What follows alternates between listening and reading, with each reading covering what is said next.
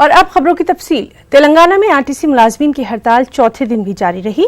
हड़ताली मुलाजमीन अपने मुतालबात मंजूर होने तक एहतजाज जारी रखने पर बजिद हैं।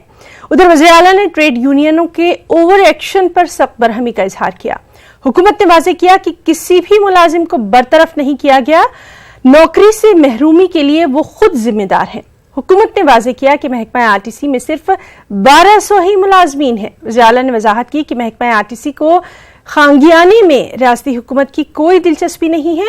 अवाम को मुश्किलात से बाहर निकालना ही हुकूमत का अहम मकसद है। वज़ीर आला केसीआर ने रियासत की तमाम बस स्टैंड्स और डिपोज के बाहर इजाफी फोर्सेस को तैनात करने का भी हुक्म दे दिया है। हुकूमत और मुलाजमीन दोनों ही अपने अपने मौक़िफ़ पर अटल हैं और अवाम को सख्त दिक्कतों का सामना है।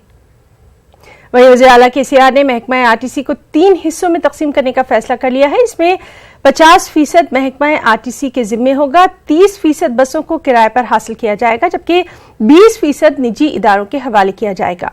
महकमा आरटीसी में जुमला 10,400 बसेज हैं, जिसमें 5,200 बसें महकमा आरटीसी की होंगी। 30% यानी 3,100 बसें किराए पर हासिल की जाएंगी। बकिया 20% यानी 2,120 100 बसें मुकम्मल तौर पर प्राइवेट होंगी। महकमा आरटीसी में यूनियनों की बढ़ती इजारेदारी को कम करने के लिए हुकूमत ने यह फैसला लिया। और वहीं तेलंगाना भर में आरटीसी मुलाजमीन का एहतजाज जारी है। खम्मम, आदिलाबाद, वरंगल, महबूबनगर में आरटीसी मुलाजमीन ने एहतजाज किया, रैलियां निकाली। आरटीसी मुलाजमीन के एहतजाज को असातिज़ा तंजीमों ने भी अपनी तायद का ऐलान कर दिया है। इस दौरान एहतजाजी आरटीसी मुलाजमीन की तायद में मकामी असातिज़ा तंजीमों की जानिब से खम्मम डिपो से मावरी चौराहे तक रैली निकाली गई। एहतजाजी मुलाजमीन ने हुकूमत के तरीक़ेकार पर नाराजगी का इजहार किया। एहतजाजी मुलाजमीन का कहना है कि अलहदा तेलंगाना तहरीक में उन्होंने अहम रोल अदा किया है। आरटीसी मुलाजमीन के एहतजाज के सबब डिपोज पर सिक्योरिटी बढ़ा दी गई है। और वहीं तेलंगाना आरटीसी वर्कर्स की हड़ताल और मुस्तकबिल के प्रोग्राम पर आरटीसी जेईसी की जानिब से बुध के रोज कुल जमाती इजलास तलब किया गया है। हैदराबाद के सुमाजीगुड़ा प्रेस क्लब में हड़ताल पर मुस्तकबिल के लाए अमल को क़तियत दिए जाने का इम्कान है। इस इजलास की सदारत तेलंगाना जन समिति के सदर प्रोफेसर कुदंडराम करेंगे। इस इजलास में तमाम सियासी जमातों के लीडरों को मदऊ किया गया है। बताया जाता है कि हुकूमत इस हड़ताल को खत्म करवाते हुए हड़ताली वर्कर्स को रुजू करने के सिलसिले में गौर कर रही है। इसके पेश नजर बुध को होने वाली इस अहम इजलास की अहमियत बढ़ गई है।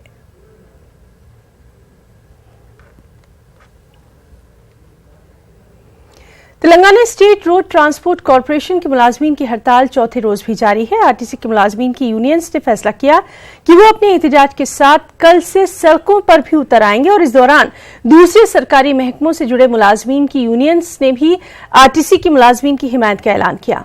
पेश है इस सिलसिले में तेलंगाना आरटीसी मजदूर यूनियन के स्टेट सेक्रेटरी मोहम्मद हिदायत अली से की गई हमारे नुमाइंदे अनीसुर रहमान की ये खास बातचीत। केसीआर साहब जो रवैया जो परसों था, जो कल थोड़ा बदला हुआ है। परसों उन्होंने ये किया था कि मैं जुमला 48,000 मुलाजिमों को मैंने डिसमिस किया था, लेकिन कल का बयान है मैं नहीं किया, वो खुद हो गए हैं। तो बोलने का मतलब ये है कोई भी एक मुलाजिम अपने आप को कोई डिसमिस नहीं कर लेता, कोई चाहता नहीं। ये बातें जो है केसीआर साहब के जो है घुमा फिराने की बातें हैं। बाज़ लोगों के कहना है कि आप लोग ईद के मौके पर नहीं करना था, तो वाकई ये बात हमको अफसोस है। हम लोग ईद से पहले जो हमारे 3 मैन कमेटी जो बुलाया गया था, हम 3 मैन कमेटी से यही चाह रहे थे कि आप कुछ हमारे को लिख के दीजिए। हम ईद से पहले स्ट्राइक यानी कॉल ऑफ करने के लिए तैयार हैं, ईद के दौरान हम पोस्टपोन करने के लिए तैयार हैं। उसके बावजूद भी वो लोग राजी नहीं थे, कुछ भी लिख के नहीं देने के खातिर थे। उसी तरह उसी लिए ये ईद के मौके पर भी स्ट्राइक के लिए उतरना पड़ा मजबूरन, यानी हुकूमत धकेली गई। क्या मंसूबा है, क्योंकि अभी आज ईद है और कल से जो है लोगों का एक जो है अज़्दहाम शुरू हो जाएगा बसों को की तरफ। क्या आप लोग, जैसा आपने कहा आप लोगों को अफसोस है, क्या आप लोग काम पे रुजू होंगे या फिर आपकी हड़ताल जारी रहेगी? हम लोग जो कल से हमारे लिए, हम जाने से पहले हमारे लिए कई यूनियंस यानी मेडिकल यूनियंस, डॉक्टर्स और टीचर्स और ट्रेड यूनियंस, स्टूडेंट्स, ये सब मिलकर, रेवेन्यू डिपार्टमेंट, ये सब मिलकर आके हमारे को मदद करने के लिए कल से इस स्ट्राइक को, इस हड़ताल को और भरपूर ताकत मिलने के लिए जा रही है। आज भी अभी भी हमारे सीएम साहब से ख्वाहिश हम करते हैं, अभी भी मौका है, हम राजी हैं, आप किसी वक्त भी बुलाएं तो हमारी यूनियन से आके हमारे कन्वीनर जे अश्वत्थामा रेड्डी साहब आके आपसे बात करेंगे, बात करने की तैयार हैं। जी साहब, ये भी कहा जा रहा है कि जो आरटीसी के मुलाजमीन हैं इसमें ज़्यादातर माइनॉरिटीज़ और जो है कमज़ोर तबक़ात के लोग हैं, तो ये आप क्या समझते हैं? क्योंकि आपने कहा कि अभी तनख्वाह नहीं मिली, तो कितना मुतासिर हैं आप लोग? ये बिल्कुल सच बात है आपकी।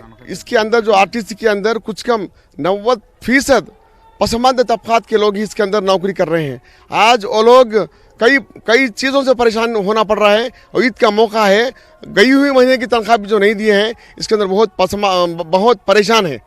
जी जी।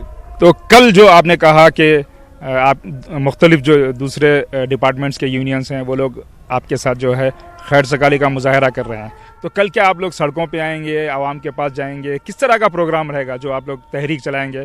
तो एग्जैक्टली प्रोग्राम किस तरह का होगा? एग्जैक्टली प्रोग्राम रोड मतलब चौरस्तों पे जाएंगे, आवाम के साथ हम मिलेंगे, जो लोग हमारे साथ हैं उनके साथ मिलकर हम भी उनको हमारी मदद के लिए पूछेंगे। हो सके तो ये भी पीछे नहीं हारेंगे।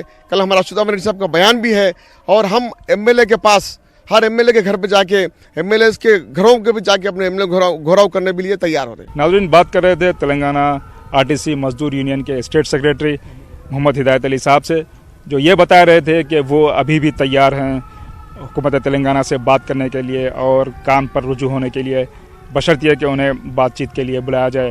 नाज़रीन, ये भी उन्होंने बताया कि वो कल से जो भी आरटीसी की यूनियंस हैं वो जो आवाम के दरमियान जाएंगी और उन्हें समझाने की कोशिश करेंगी। कैमरामैन राजू के साथ मैं Anisur Rahman, news 18 Hyderabad.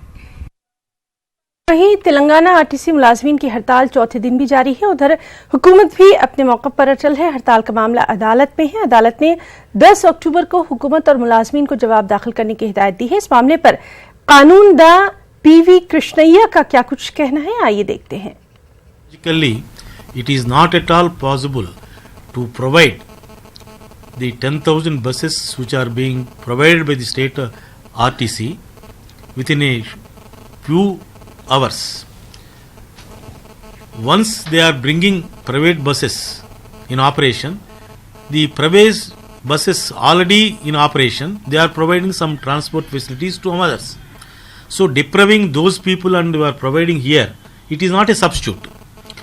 If the RTC is able to run all the 10,000 buses which are halted in the depots, then okay. Either by way of making fresh recruitment or engaging some other people are different. That is not their case. Therefore, I disputed, but there is no reason at all the state government opposing for granting interim order, in as much as the state also is endeavor is to call the strike and resume the duties. But the reasons best known to the state of Telangana, they opposed. At the stage, Honorable High Court directed all the depot managers to submit their report with regard to the alternative facilities, transport facilities provided by the concerned depots, and directed to submit their report by 10th October 2019, and matter is listed and posted on 10th October 2019. और वहीं Congress leader we Hanumat Rao ने RTC मुलाजमीन के मसाइल को हल करने की हुकूमत से मांग की है। उन्होंने कहा कि जमहूरियत में शाही फरमान नहीं चलते। उन्होंने हड़ताली मुलाजमीन की तायद करने का भी ऐलान किया। So he want to dismiss. It is not a Raja government. It is a democracy government. You can settle the matter. Instead of that, you are threatening the workers. The political party definitely will support RTC employees. Still, you got a time because there is another election is going on as by-election Huzurnagar. If you are not taking proper interest for RTC employees, definitely these people will go against for your TRS government. Definitely Congress will win. These people also supported in Telangana movement. They have also sacrificed for the Telangana for self-respect. So you please don't threaten. Let them, you can discuss whatever their demands. At least some demands can they are asking for merge in the government. There is no other demand because there is no future. Whenever you want to, you can throw him out. It is not correct. और BJP leader Krishna सागर राव ने रातों रात RTC मुलाजमीन को बरतरफ किए जाने की सख्त मजम्मत की है। उन्होंने केसीआर को आग से न खेलने का मशवरा दे डाला। बीजेपी लीडर ने फैसले पर नजरसानी करने की भी मांग की। वो डिसीजन लिया है 50,000 लोगों को रातों रात निकाल देना, और वो भी त्योहार के दिन। तेलंगाना का बहुत बड़ा त्योहार है, वो बतुकम्मा दशहरा के पहले आती है। वही दिन उसने इतना बड़ा कदम लिया। इसके पीछे कॉन्स्पिरेसी है।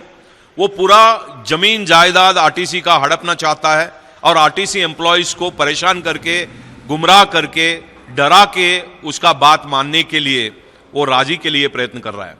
और हम उसको एक याद भी दिलाना चाहते हैं, जो उद्यम का टाइम चल रहा था, जब हम एजिटेशन कर रहे थे सेपरेट स्टेटहुड के लिए, सीएम केसीआर जब वो सीएम नहीं था, वो नेता था, तो वो बोले थे कि आप आरटीसी एम्प्लॉयज से लड़ेंगे तो वो आग से खेलने का बराबर है। तो हम पूछ रहे हैं आज सीएम केसीआर जी से, भाई आप आग से क्यों खेल रहे हो? Bharatiya Janata party RTC unions को, जेएसी को पूरा समर्थन देके रखा है। हम उनका हकों का परिरक्षण करेंगे, हम उनके साथ लड़ेंगे, और जो भी कदम केसीआर ने लिया है उससे डिमांड कर रहे हैं कि उसको रिव्यू करो और रिवर्स करो। राजन, आपको सीधे लिए चलते हैं दिल्ली के द्वारका रामलीला ग्राउंड, जहां रावण दहन का प्रोग्राम है और पीएम नरेंद्र मोदी इस वक्त खिताब कर रहे हैं। उत्सव हमें जोड़ते भी हैं, उत्सव हमें मोड़ते भी हैं। उत्सव हम में उमंग भी भरते हैं, उत्साह भी भरते हैं, और नए नए सपनों को सजने का सामर्थ्य भी देते हैं। हमारी रगों में उत्सव धबकता रहता है, और इसलिए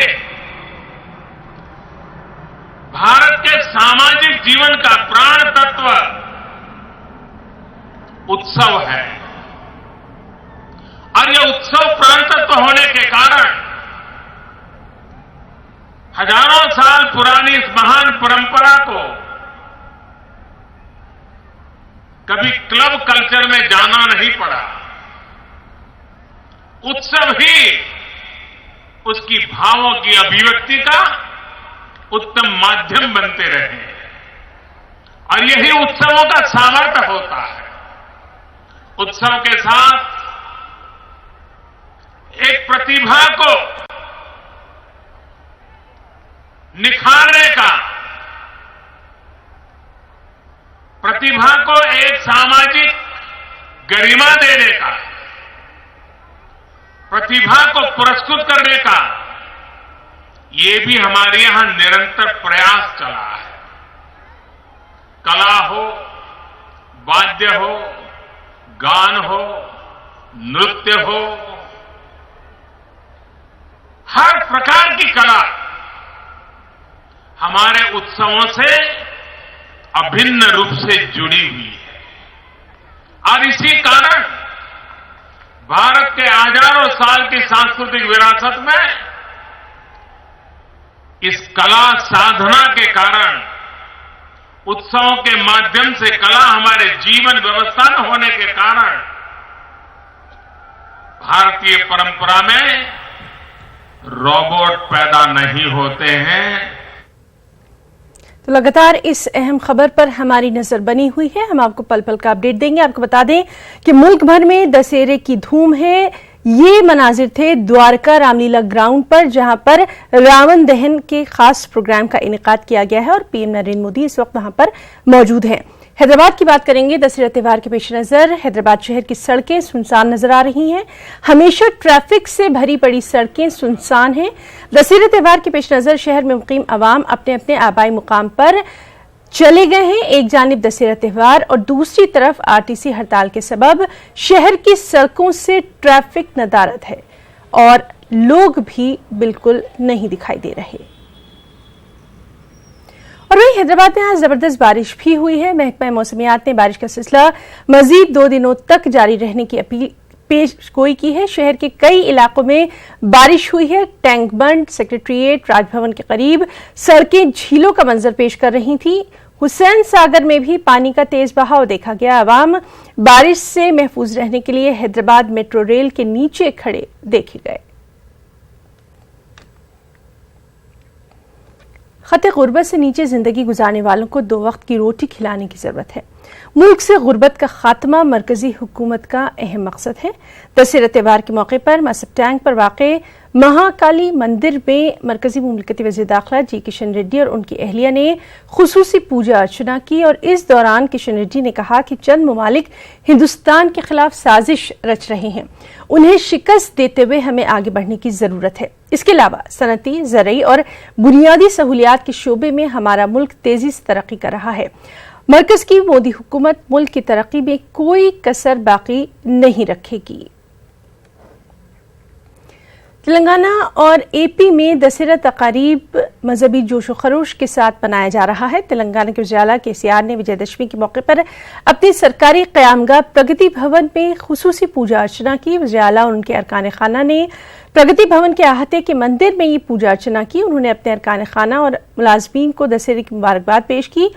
वज़ीर आला की अहलिया शोभा, उनके फर्जंद और वजीर के तारक रामाराव, बहू श्यामला, पोता हिमांशु, वज़ीर आला की दुख्तर और साबिक रुकन पार्लियामेंट के कविता, उनके शौहर अनिल कुमार, ओहदेदार, स्टाफ और मुलाजमीन ने इस खुसूसी पूजा में हिस्सा लिया। वज़ीर आला ने अवाम को विजयदशमी की मुबारकबाद पेश की और तेलंगाना की खुशहाली के लिए खुसूसी प्रार्थना की। साबिक एमएलए जनसेना पार्टी अकोला सत्यनारायण और तेलुगु देशम लीडर और साबिक एमएलसी जोपोड़ी प्रभाकर वाईएसआरसीपी में शामिल हो गए हैं। इन दोनों लीडरों का कहना है कि जगन हुकूमत की फलाही स्कीमों से मुतासिर होकर वो वाईसीपी में शामिल हुए। अकोला से सत्यनारायण ने कहा कि जगन मोहन रेड्डी हुकूमत कायम होने के बाद से ही इंतखाबी मंशूर पर अमल कर रहे हैं। उन्होंने कहा कि 50% अवाम ने जगन मोहन रेड्डी को वोट दिया है। जोपोड़ी प्रभाकर ने कहा कि जगन मोहन रेड्डी ने दलितों के साथ इंसाफ किया है।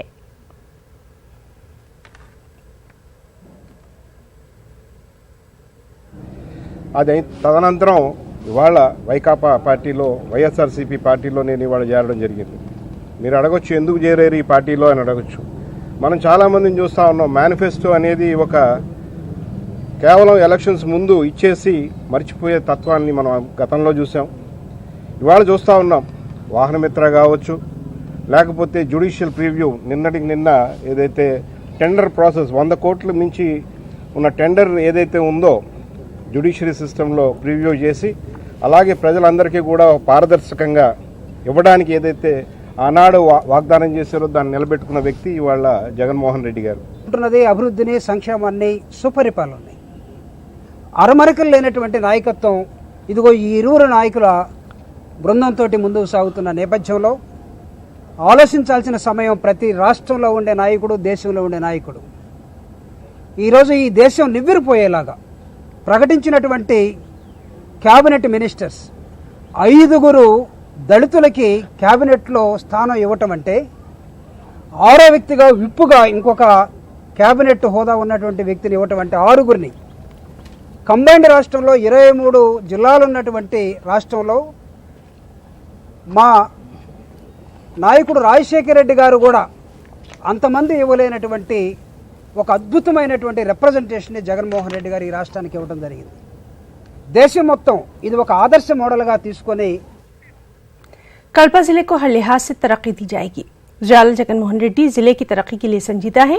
नायब वज़ीर आला अमजद बादशाह ने कल्पा में कैंप ऑफिस के इफ्तिताह के मौके पर यह बात कही। अमजद बादशाह ने रियासत के अवाम को दशहरे की मुबारकबाद दी और मीडिया से बातचीत में उन्होंने कहा कि 26 दिसंबर को वज़ीर आला जगनमोहन रेड्डी स्टील फैक्ट्री का इफ्तिताह करेंगे। इसी दिन वज़ीर आला मुख्तलिफ वाटर ग्रिड स्कीम का भी इफ्तिताह करने वाले हैं। డిసెంబర్ 26వ తేదీ నాడు ఆయన ఉక్కు పరిశ్రమకు శంకుస్థాపన చేయబోతున్నారు. అదేవిధంగా రాజోలి రిజర్వాయర్ కూడా శంకుస్థాపన చేయబోతున్నారు. మరి ఇంకోటి బ్రహ్మసాగర్ నుంచి లిఫ్ట్ ఇరిగేషన్ కు దానికి కూడా శంకుస్థాపన చేయబోతున్నారు. सीपीएम पार्टी की क़यादत में करनूल कलेक्ट्रेट पर धरना दिया गया। इस दौरान सीपीएम पार्टी लीडरों ने मरकज के तरीक़ेकार पर नाराजगी का इजहार किया।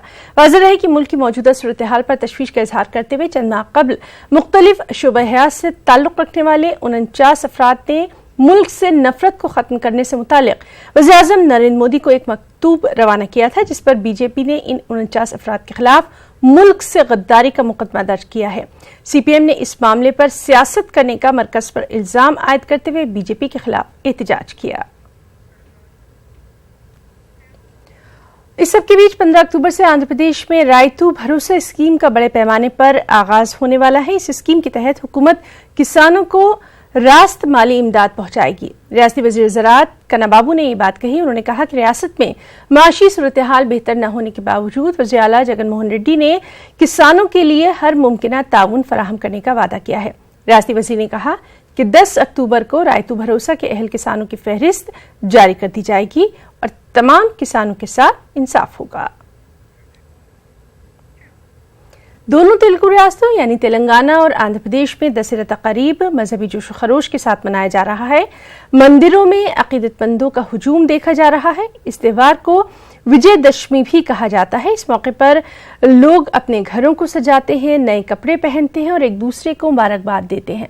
विजयवाड़ा में अवाम के अलावा सियासी लीडरों और हुक्काम ने भी पूजा अर्चना की और अवाम को दशहरे की मुबारकबाद दी। दशहरा त्यौहार बदी पर नेकी की जीत के तौर पर मनाया जाता है। बच्चे बड़े सभी उम्र के लोग खुशी से इसे मनाते हैं और इस मौके पर डांडिया भी खेला जाता है। करनूल में मारवाड़ी एसोसिएशन की क़यादत में डांडिया प्रोग्राम का इनेकाद किया गया। इसमें सभी उम्र के लोगों ने बढ़ चढ़कर हिस्सा लिया, एक दूसरे को त्यौहार की मुबारकबाद दी। वाज़ेह है कि हर साल दशहरे के मौके पर डांडिया प्रोग्राम का खास इनेकाद किया जाता है, जो कि नवरात्रि के 9 दिन खेला जाता है।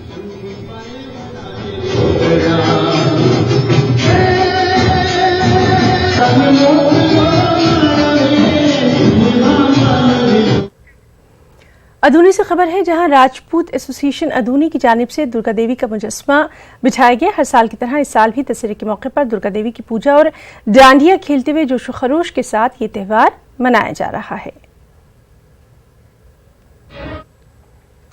अदूनी में वीरा सेवला तंजीम की जानिब से रुकने असेंबली अदूनी साहिब प्रसाद की तहनीती तकरीब का इनेकाद किया गया। इस मौके पर रुकने असेंबली ने कहा कि सेवला तंजीम की तरक्की के लिए वो बड़े पैमाने पर काम करेंगे। उन्होंने कहा कि वीरा सेवला तबके के लिए कब्रिस्तान के लिए आराजी का नज़्म किया जाएगा।